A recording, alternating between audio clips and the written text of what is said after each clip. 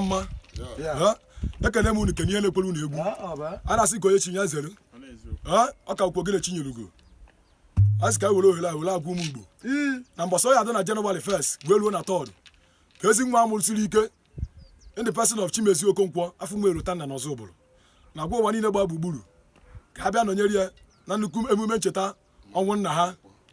in the person of Chief Dr. Maduka Okonkwo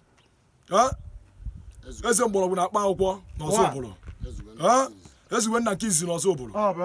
o ji mgbọrọgwụ agwọ ọrịa onye nke hapụrụ n'oge gara aga wee sị na 1 Jenụwarị wee ruo na 3rd ka emume ncheta ọnwụ ya adịbịa gbaị awere asị Igbo niile agbata maka na ọ ya akpọtụ akpọtụ na mbọsị ahụ mmadụ ka anyị na-asị ebe ọ na ịnọ na ka mkpụrụ obi gị zuru ike na ndokwa na adụrụ ọdụkwa mbọsị anyị afụ